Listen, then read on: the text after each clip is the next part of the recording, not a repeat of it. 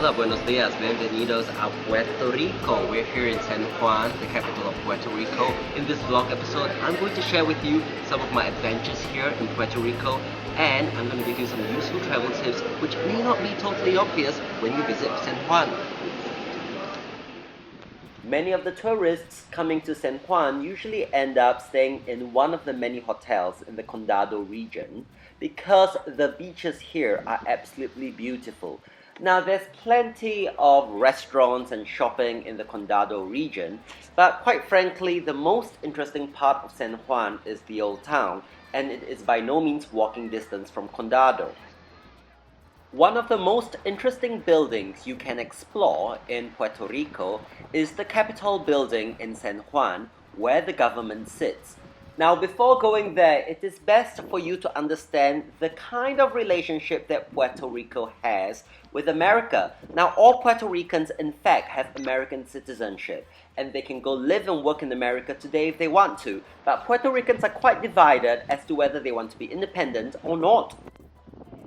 One of the most popular tourist attractions in San Juan is the Castillo de San Cristobal, otherwise known as San Cristobal's Fort. Completed in 1789 by the Spanish, this livingly preserved fort gives you an opportunity to step back in time and see what life was like for the Spanish who first settled in Puerto Rico.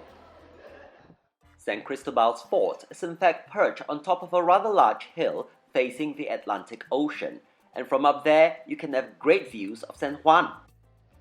You can easily spend about 2 hours exploring this fort, and it will cost you $5 to get in.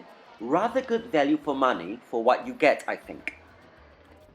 Otherwise, many tourists actually spend a lot of their time wandering around the old town of San Juan. As you can see, the buildings here are livingly preserved.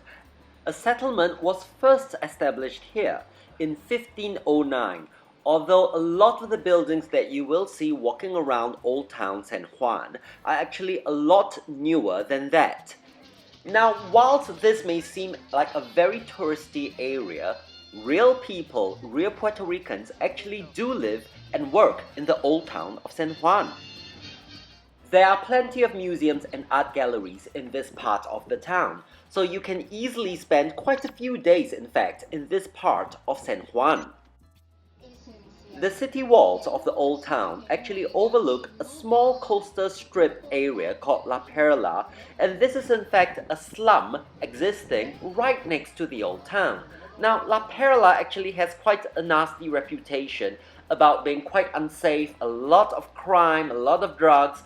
I couldn't resist walking down into La Parala itself and having a look around, but quite frankly, well, there's really not much to see there. But what you should not miss is the Castillo San Felipe del Morro, a 16th century citadel located on the edge of the old town of San Juan. Once again, I totally recommend that you visit this citadel because it will give you a very good appreciation of the history of Puerto Rico and why it was so important for the Spanish who were looking to colonize this part of Central America. I do recommend that you do sightseeing activities like visiting this citadel early in the morning or later in the evening before the attractions close because it can get stupidly, ridiculously hot in San Juan. It is a tropical country and it can reach the mid-30s every single day of the year. Yes, it is that hot. I confess I fainted whilst walking around Old San Juan. I didn't drink enough water and didn't realize just how much water I was losing just by sweating constantly. A much cooler way for you to see a different side of San Juan is to take the Tren Urbano, otherwise known as the urban train or the metro system. This allows you to sit in an air-conditioned train and travel down 16 stations from Sagrado Corazon to Bayamon. Now, this is interesting, I think, because it enables you to see a totally different side of life in San Juan. Now, this is very far away from the old town. I think it is a real shame that their metro system doesn't go anywhere near where the tourists usually stay in Condado or the old town. But definitely it is worth making a trek to Sagrado Corazon to get on the train so that you can see a totally different side of San Juan in its big sprawling suburbs where the ordinary people live. Another form of public transport that you can use to see a different side of San Juan is the passenger ferry that departs from the southern tip of the old town to the suburb of Catania. Now, quite frankly, I went to Catania, there's really nothing much to look at there, but in this case, it is really the journey rather than the destination that matters. So you get the ferry from the old town of San Juan. It costs just 50 American cents for each crossing. The ferries run every day until about 8 o'clock, every half an hour. So do take advantage of this passenger ferry and see San Juan from a totally different angle from the water.